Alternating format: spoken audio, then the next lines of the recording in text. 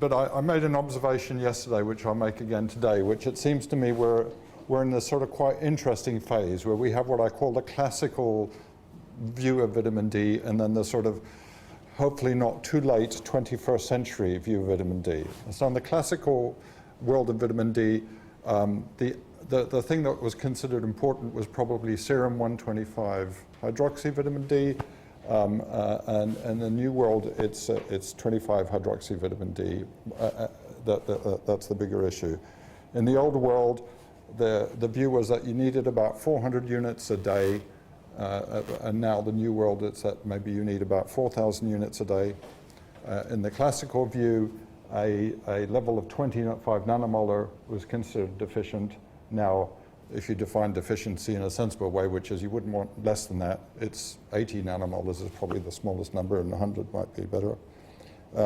Also, in the classical world, there's terms that confuse me as a physicist enormously, which is you can have deficiency and insufficiency and sufficiency. I mean, either you have the right amount or you don't. I think in the new world, we're going to have, grade 4 vitamin D deficiency, which means less than 10 nanomolars, grade 3, which is less than 25 nanomolars, grade 2, which is the recommendation of the IOM as the 50 nanomolars, grade 1, which is your 80 nanomolars, which means you're okay, but you have no reserve, and sufficiency will be considered something sufficiently above 80 nanomolars to give you room.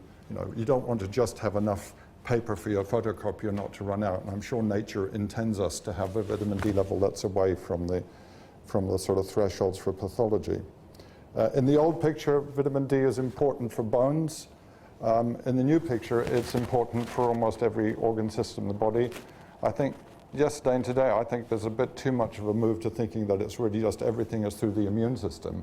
I mean, clearly the immune system is important, but we've also heard from the molecular biology side that virtually every cell and therefore every organ system in the body is affected. And in the case of cancer, whether it's differentiation, proliferation, apoptosis, everything that we consider to be indicators of cancers, there's a molecular pathway which involves vitamin D, so it may have a direct effect.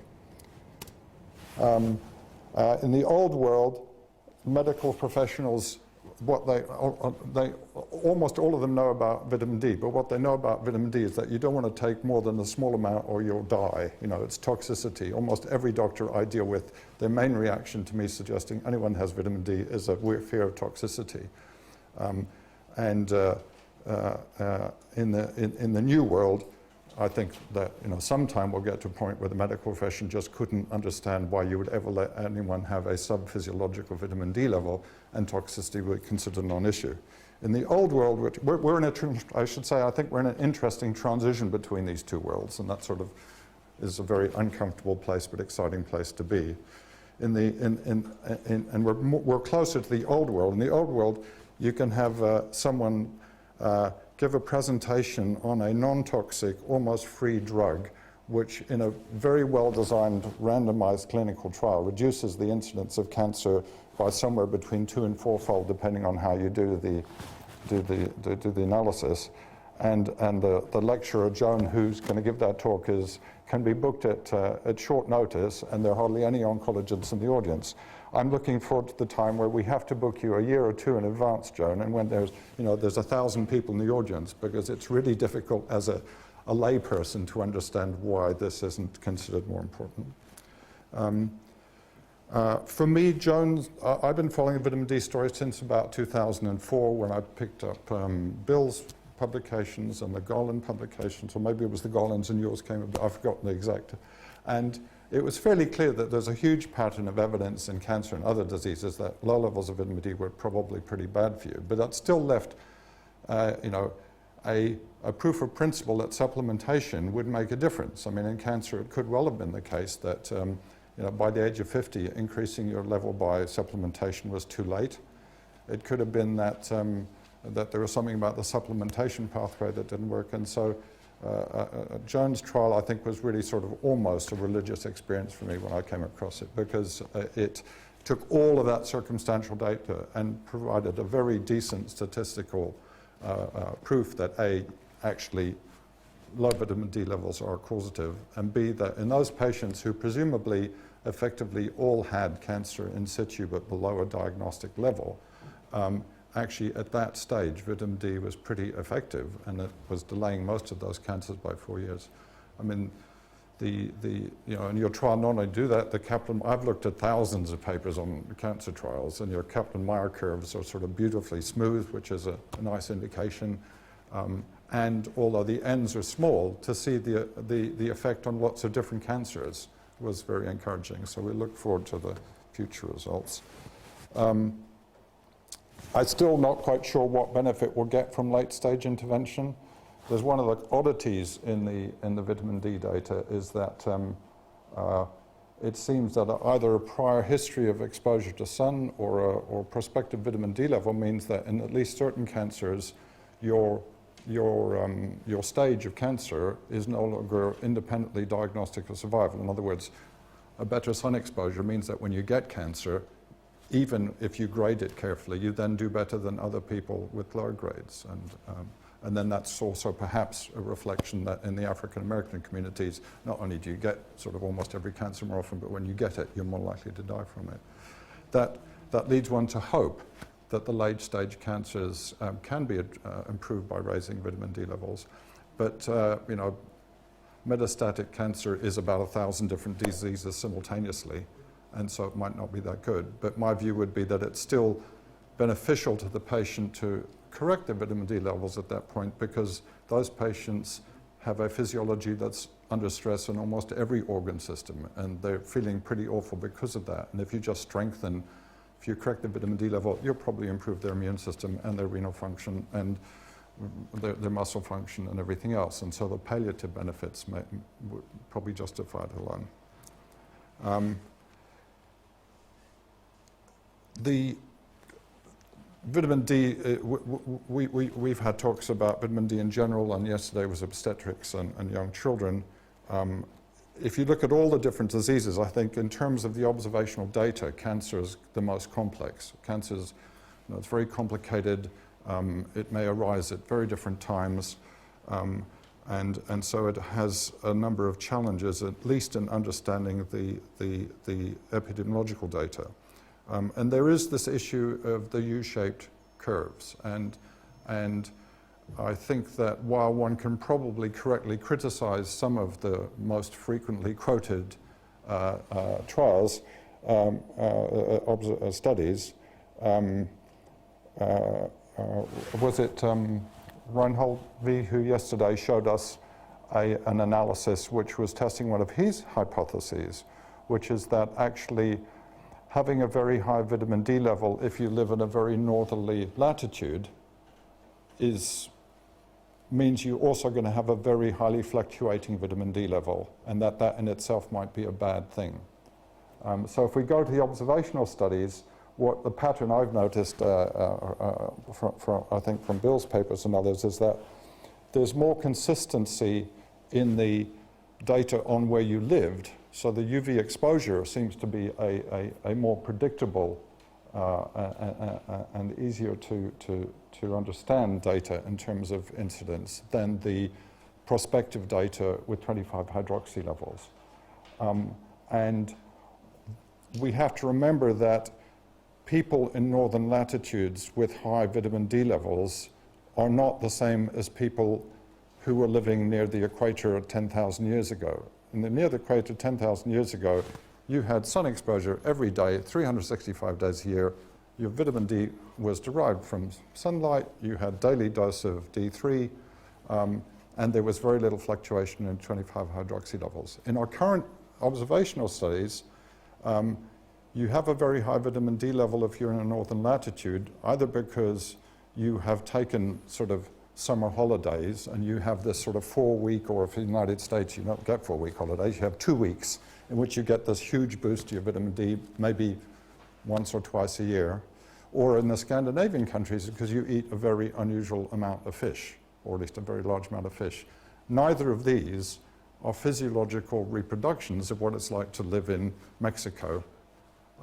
And so it could be that that data needs to be interpreted carefully in that sense, that these are not, that having a high vitamin D level in a northern latitude because of daily supplementation may produce a much more physiological type vitamin D level over the year than the people in the current observational studies. You haven't eaten a lot of fish, and you're not just getting 1 or 2 pulses a year.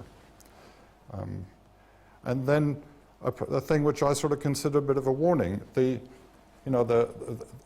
most of the people in the observational studies, and most of the people, whether they're prospective studies or latitude or area of residence studies, have a high vitamin D level because they've been in the sun a lot and they've made vitamin D through sunshine. When we give vitamin D as a supplement, there are significant differences between that and those studies. The vitamin D is given orally instead of made by the sun. The area under the curve, so the half-life of the vitamin D is quite different. It's bound to sun-induced vitamin D is bound to vitamin D binding protein, and dietary supplement vitamin D is bound to cholesterol. I'm not saying there are differences, but there may be differences. And when we do trials where we give the vitamin D very intermittently, we're then putting in very big differences in terms of what your dose of D3 is.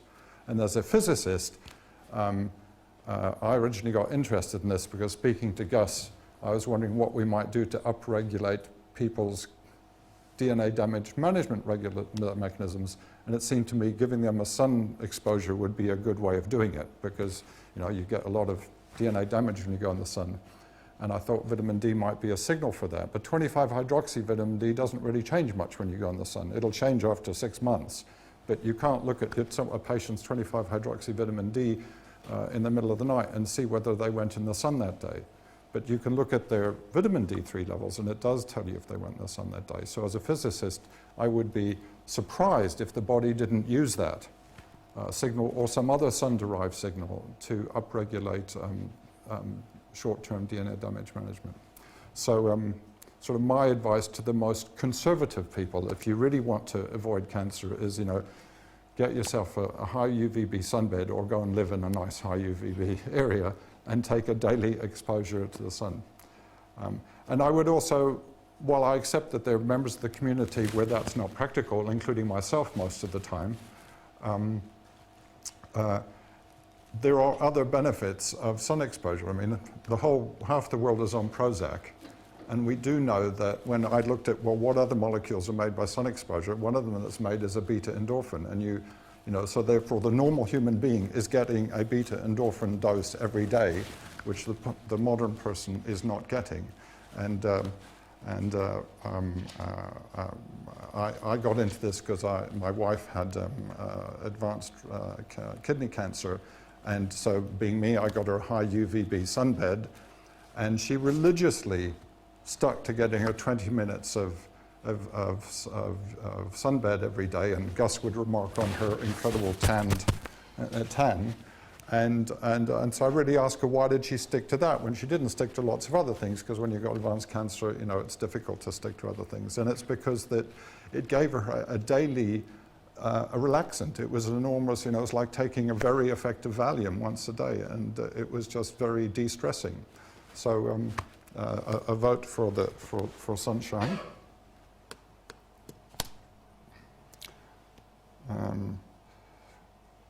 There's some oddities. I mean, there are going to be lots of oddities in cancer because there are going to be certain cancers that are going to be vitamin D resistant for some reason, others aren't. In doing my homework for this week's conferences, I came across again a paper on prospective study of 25-hydroxy vitamin D levels in colorectal cancer, and they split the groups into those where the colorectal cancer is diagnosed in summer and I think it's summer and spring, or summer and autumn versus winter and spring. And there was a huge correlation between, if you're in the highest vitamin D level, you had a risk ratio of 0.24. So you had a 4-fold reduction between the lowest and highest quartiles of vitamin D for those cancers diagnosed in summer or autumn, and none for the cancers diagnosed in winter and spring. And the N in both cases was about 150. And so it sort of raises the sort of possibility that you've got certain vitamin D susceptible cancers and certain ones that aren't. It's a complicated picture.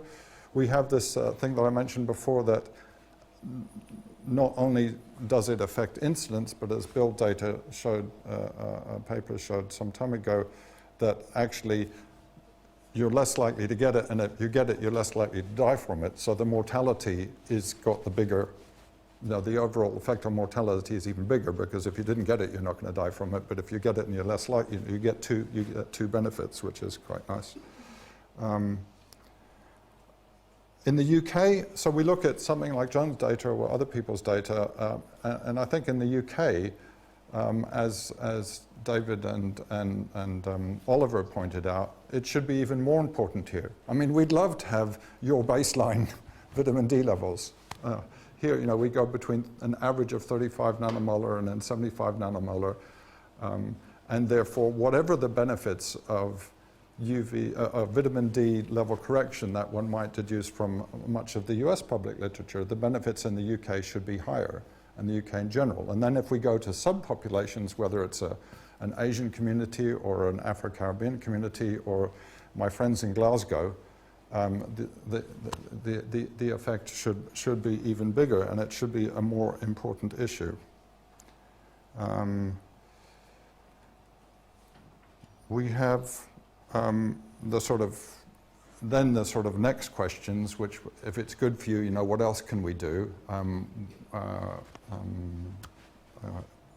Kayla talked about, illustrated to us why the calcium may be synergistic with vitamin D on a sort of direct basis in colorectal cancer. I think John's data suggests that calcium may be good for you in other cancers, but without any understanding of how, if your calcium level, serum calcium level doesn't change, how did the other cancers know that you ate more of it? So, but it'd be interesting to see where that goes. Gus has already found in vitro a number of synergies with some of the thalidomide analogs. I discovered some paper which showed that in vitro melatonin sensitizes tumor cultures to proliferation inhibition by vitamin D by 2 log units in terms of the vitamin D strength. And normal sun-induced vitamin D peaks in the body at about the middle of the night, which is also when melatonin peaks. So in Carol's study, I've asked Carol if she can add the question of what time of day do you take your vitamin D? And maybe when we design vitamin D trials in the future, we should be specific about half the cohort taking it in the morning, half in the evening, or at least knowing what time they take it, to see if we can illustrate questions like that. And no doubt we'll find all sorts of other things which are synergistic, or maybe like vitamin A, which looks as if at some level or other it's antagonistic, although my starting point is what's natural is good, and therefore I would be surprised that if your vitamin D level was completely physiologic, that vitamin A would be a problem. So my guess at the moment would be that vitamin A is a problem when you're still suboptimal in your vitamin D reserves, but the data will speak for itself when we get it. And if I can get this to scroll down. The other thing, as a couple of the speakers mentioned, is that it's not just cancer. So while there may be all sorts of question marks as to whether correcting your vitamin D level is or isn't a good thing for cancer, based just on the cancer data, when you look at the other diseases, you've got to really say, well, hang on, the case that having a low vitamin D level is bad for you is pretty overwhelming, because it's not just one disease. It's about as many diseases as you care to look at.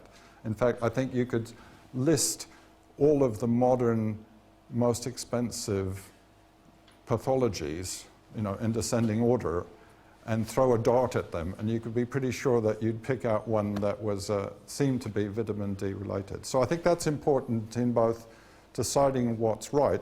It's also important in a different respect. I mean, if it becomes overwhelmingly clear from the point of view of whether it's osteoporosis or multiple sclerosis or cognitive degeneration or infectious diseases or pregnancy, that your 25-hydroxy level should be above 80 nanomolars, then are you, you're going to take that at the age of 50 anyway. You're not going to not take it because there may be a little bit of a U-shaped curve somewhere. And so I think that's, that the others disease issues actually make the questions of what to do in treatment more straightforward. It's clear that the IOM type bodies and the Scientific Advisory Committee on Nutrition type bodies aren't used to addressing a question where you don't have relatively clear-cut data. And in vitamin D, I think we've got this fairly clear-cut picture in one sense, but not within a frame that they're used to working with, which I think it's becoming overwhelmingly clear that a physiological level of vitamin D is somewhere between 100 and 200 nanomolars, roughly speaking. Therefore, that essentially everyone in the developed world is vitamin D deficient, and that we're getting certain disease conditions where there's some randomized controlled trial data to show that fixing that seems to be a good thing. We certainly now got very good data to say that fixing it is not toxic. So from my point of view, it's a really easy decision. Should you have the level of vitamin D that nature designed you to have? Yes, it's non-toxic, it costs nothing, and it doesn't, and it might save your life and dramatically improve the quality of it. And the downside is that maybe somewhere there's a little bit of a U-shaped curve or some other interaction with something, but it's not a complicated decision. But that's very different to the framework that IOM and SACN live in, where really, unless you have randomized controlled trial data at the level we're talking about, it's difficult for them to give the right advice. So I don't know how we resolve that, but I think partly the answer is to have bodies other than the IOM and SACN make recommendations, and I think it was Reinhold yesterday was saying that actually that's happening quite a lot in North America. So people other than, that there are clinical advice and there's advice which really is driven by the food industry, and we shouldn't confuse the two, although we are. So that just leaves me to thank the speakers, a fantastic group of speakers today, to thank Rufus for having the idea of piggybacking on our German colleagues' talks to get such good speakers in, and to thank the members of the audience for coming. So give